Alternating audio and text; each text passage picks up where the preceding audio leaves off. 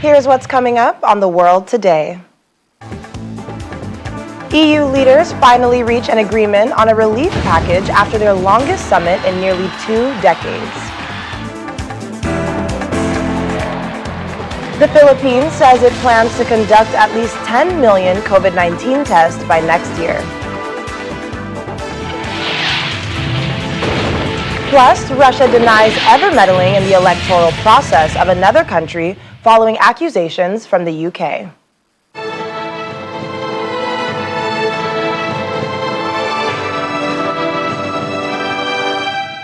Well, let's get to it. Thanks everyone for joining us this half hour. I'm Ekaite Afia in Lagos.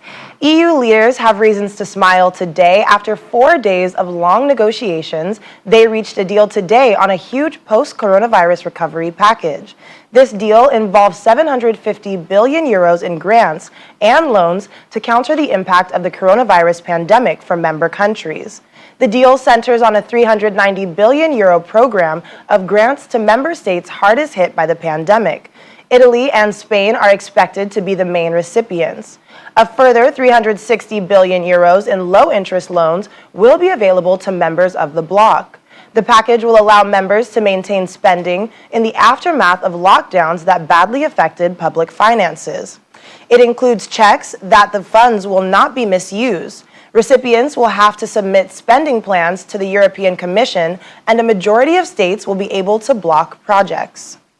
Leaders have been reacting to the deal summit. Chairman Charles Michel called the biggest joint borrowing ever agreed by the EU. And EU Commission President Ursula von der Leyen says there's still a lot of work ahead, including working with the European Parliament to secure agreements to the package. For the hard work. Strong deal, and most importantly, this is the right deal for Europe right now.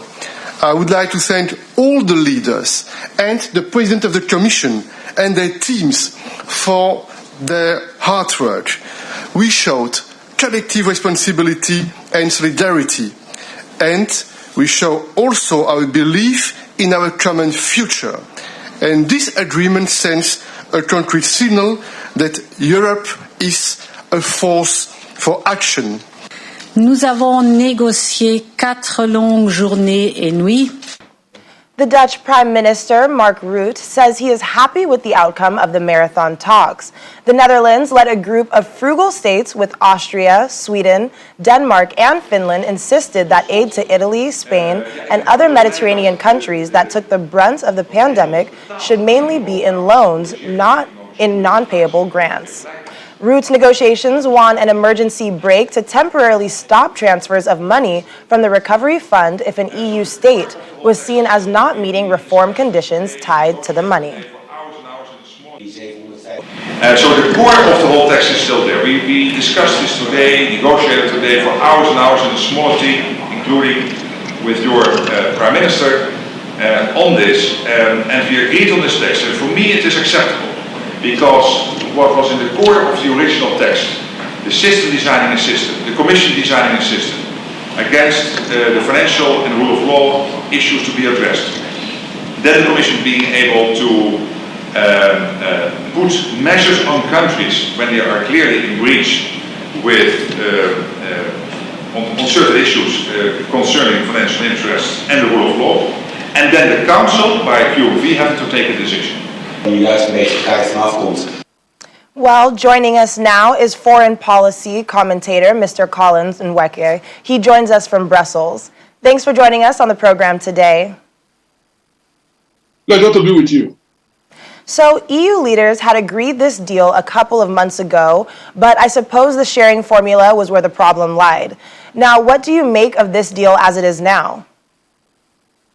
What I make of this deal as it is now, after 4 or 5 days of intensive negotiations, at some point looking as if everything was going to fall apart, is that Europe has proven to the world, and of course to Eurosceptics, that, at some point in their life, they are able to negotiate in matured way, differences put on the table, and at the end of the day, the larger EU project is more important than the narrow interests of, single individual countries. So in the end, I think people had got to make, some concessions, not necessarily what they wanted initially, but finally, they all have something that they can live with. So yes, this deal has further proven that the disintegration of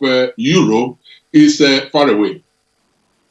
Yes, and so as it appears, the frugal states, talking about the Netherlands, Austria, Sweden, Denmark, and Finland, they seem to have kind of won during the negotiations. They want other states that took the brunt of the pandemic to only receive loans, which they would be required to pay. Considering that every state in the EU was hit by the pandemic and everyone is struggling financially, was it a good economic move? I think it's more of, responsibility. You would observe from the statements coming from the EU leaders that the two major premises of this deal is solidarity and responsibility. Responsibility in the sense that the countries that you have named, mainly Spain and Italy, were, confronted with a struggling economy prior to COVID.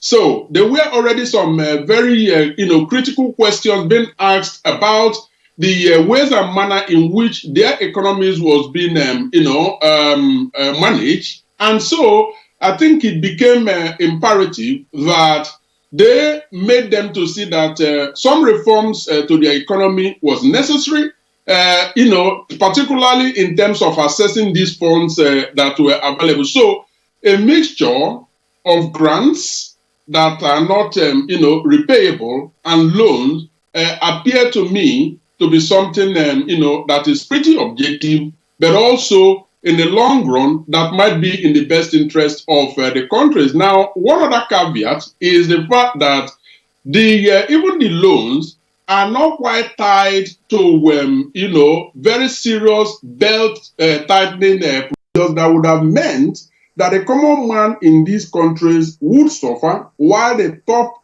1% millionaires and billionaires are running smiling to the bank, in advantages. So this time around, it had more to do with governance of the economy rather than, stifling conditionalities that would have meant economic upheaval. Definitely. So tell us, how do you think the European Parliament would react to this deal? Because after all, they're the ones who need to be convinced about the suitability of the deal. Yes, I believe that the top leaders of the European Union and European Commission actually mirrors the majority of members of the European Parliament. Now, I don't foresee very major bottlenecks going forward at the European Parliament. Yes, of course, the debate is not over. The sharing formulas and other agreements still need to be signed. And then there are other very, very important T's that need to be crossed and I's that need to be dotted. These are things that the European Parliament will be looking forward to doing. The debates are going to be out there, very intensive, but they are not going to see the sort of, bated breath that we saw during the 4 or 5 days negotiation. Yes, ultimately, I see this having a smooth sailing within the European Parliament. All right. Well, thank you so much again for joining us, Mr. Nweke. My pleasure to be with you. Thanks for having me. Well, the number of COVID-19 cases across the world is still rising, even as the World Health Organization says that more than 14.34 million have contracted the virus, with more than 603,000 deaths. According to the WHO dashboard, the number of cases in the Americas covered more than half of the global total to reach over 7.5 million people. The United States alone remains the country with the highest number of cases worldwide. Here's the global update. The U.S. continues to see rising cases across many states. On Monday, the state of California recorded a daily rise of more than 11,800 new infections. making it the highest daily number the state has seen so far. And if California was its own country, it would now rank 5th in the world after the US, Brazil, India, and Russia. President Donald Trump, who previously refused to wear a mask, has tweeted a picture of himself wearing one with a text saying many people believe it is a patriotic duty to wear a mask if they can't socially distance. Indian researchers are reported as partnering with those at Oxford University on the vaccine reported on Monday to begin local trials soon after a license has been obtained. Oxford University said the vaccine appeared safe and triggers an immune response, though it is still at development stage and will go through further rounds of testing. Meanwhile, China says a phase 2 trial of a COVID-19 vaccine candidate conducted in the country has found that the vaccine is safe and induces an immune response.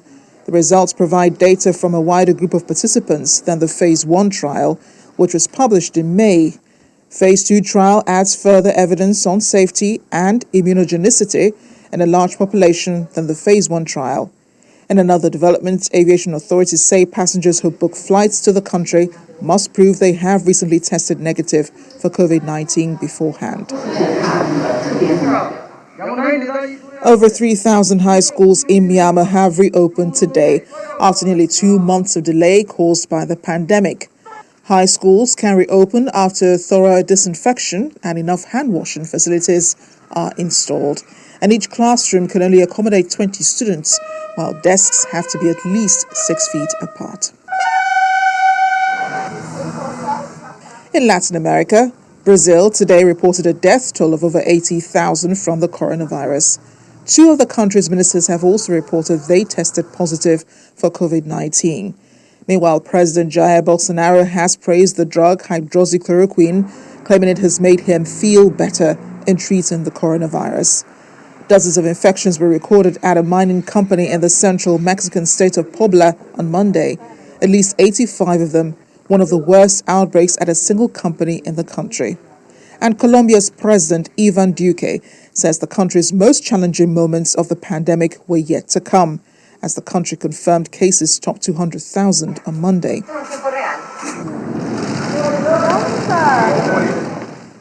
And finally, British Prime Minister Boris Johnson today held his first face-to-face cabinet meeting of top ministers since March 17th, underlining his push to encourage others to go back to work and boost an economy hurt by the coronavirus crisis.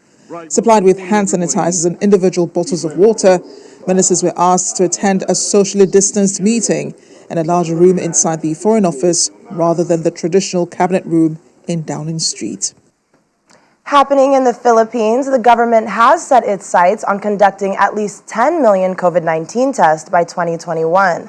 The announcement was made by Health Secretary Francisco Duque in a televised meeting with President Rodrigo Duterte. He wants to up daily testing capacity from 20,000 to 23,000 to 32 to 40,000 to help meet the target. Officials said last week that health workers and police would visit homes of patients with mild or no symptoms and escort them to isolation centers, raising concerns on possible human rights violations by the authorities.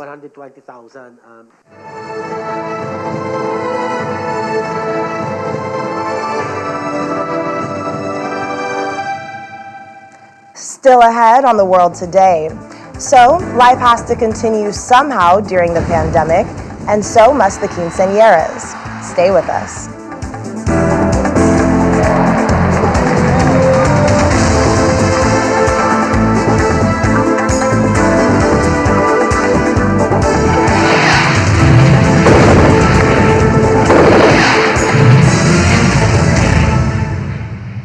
Welcome back to The World Today. U.S. Secretary of State Mike Pompeo has been in number 10 Downing Street today for a meeting with British Prime Minister Boris Johnson. Much later, he and the Foreign Minister Dominic Raab held a press conference during which they said the UK, the U.S., and other allies need to stand up for their values on the international stage amid ratcheting tensions with both China and Russia.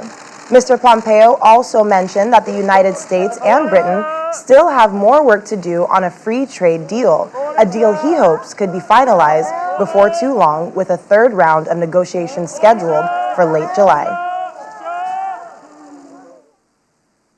A report in the UK Parliament's Intelligence and Security Committee says it found the British government failed to determine whether Russia meddled in the 2016 referendum on membership in the EU, demanding the intelligence community investigate the issue and make its findings public. The long-anticipated report found that Russia had tried to influence a separate referendum in 2014 when voters in Scotland rejected independence. But it said the committee was unable to determine whether Russia attempted to influence the European Union referendum. During his meeting earlier with the U.S. Secretary of State, Foreign Secretary Dominic Raab rejected criticism that the government failed to look into potential Russian meddling in the 2016 referendum. We found no one is. We found the defense. Well, let's talk to security expert Chidi Nwanu. Chidi, thank you so much for joining us. Thank you for having me. So why are fingers pointing to Russia again in a matter of interference? Last week, they were accused of interfering in vaccine trials, and a few years before were accused of poisoning ex-spies. Well, this is a continuum in terms of Russian influence operations against Western powers. So if you look, a lot further back, maybe, to the recent past of the U.S. elections for 2016, there was a Russian influence operation then. And, despite the popular notions, these influence operations aren't essentially to get a specific outcome, like it's about getting a certain person elected or a certain point of view. It's more about just causing confusion and tying up countries, in their internal problems. So this is not something unexpected. It's not something new. What is unexpected is the fact that there is no detail in this. The intelligence agencies apparently didn't even look at it in depth or in detail, and the government didn't seem to request that they did. That's a surprise rather than that the Russians have been doing these operations. And if you look at countries close to Russia in the Eastern Europe or Central Asia, this is also something that they do quite often. All right. Well, thanks again, Chidi, so much for speaking with us and giving us some clarity on that. Thank you. Well, we are looking at flash floods triggered by days of monsoon rains in Nepal, especially in the capital of Kathmandu. At least 125 people in the Himalayan nation have died in floods and landslides since June, while 51 others remain missing. Authorities say incessant rains have lashed Nepal for days as landslides and floodwaters swept away homes, inundated large swaths of farmland, upended roads and bridges, and displaced hundreds of others in 26 of the country's 77 districts. The Weather Office has forecast heavy rains in Kathmandu all through tomorrow evening. Landslides and flash floods are said to be a common occurrence in the mountainous Nepal during the June to September monsoon every year.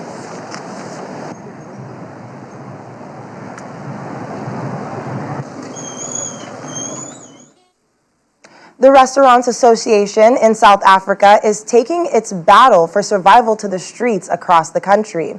They say they will be taking over the streets close to eateries on Wednesday this week, armed with chairs until the president listens and acts on their request for helping during the coronavirus pandemic.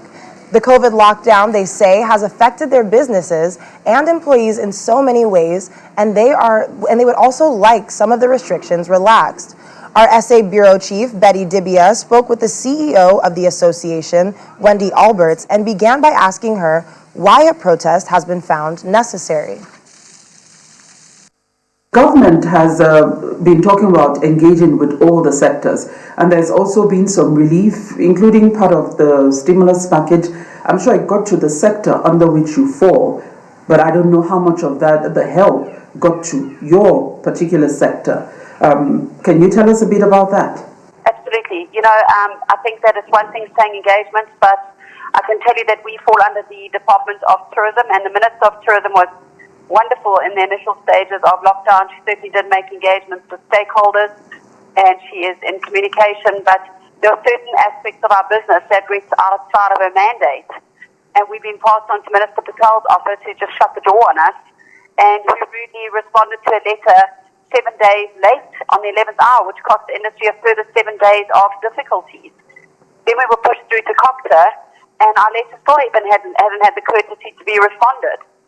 So we've now decided we'll talk directly to President Ramaphosa. We've invited him to take a seat at any one of the empty seats, 1 million seats on the streets on Wednesday. And we'd like to engage with him and have a conversation on how we're going to move forward and save the restaurant industry of South Africa. Give us a little peek into what this protest is going to be like. So Wednesday is the day for all the restaurateurs. They will certainly be taking up the streets. They will be putting the empty tables and seats on the streets of right outside their restaurants. And it is a wonderful day to engage and bring unity to the industry.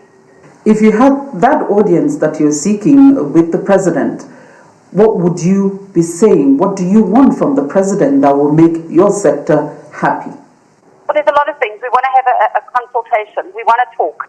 We want to be able to talk about our hardships and outline what is really going on. The next thing is we want compensation. Not any of these funds that are claimed to be available because we've had no access to them. We need relief. We need grants, and we need to save the restaurant industry. So we certainly are looking for compensation. We need the insurance companies to be sorted out. We need the banks to lift the red flag on the lending criteria for us. We need landlords to support the industry.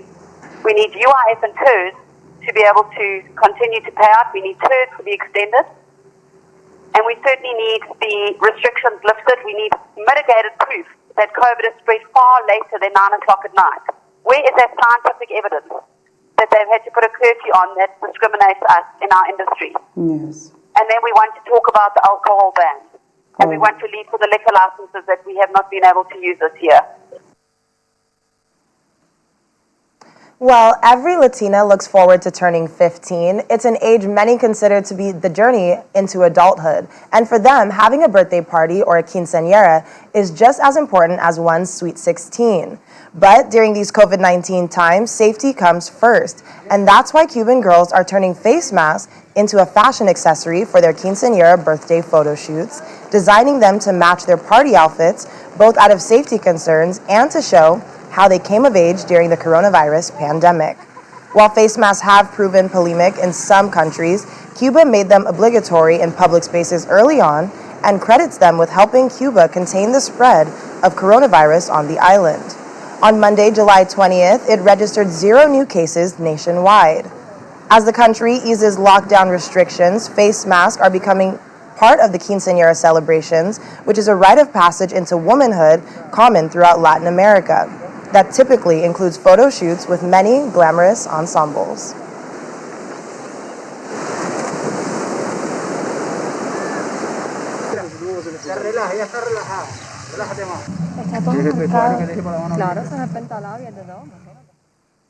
Well, thank you so much for joining us for The World Today. I'm Akaite Afia. Stay safe.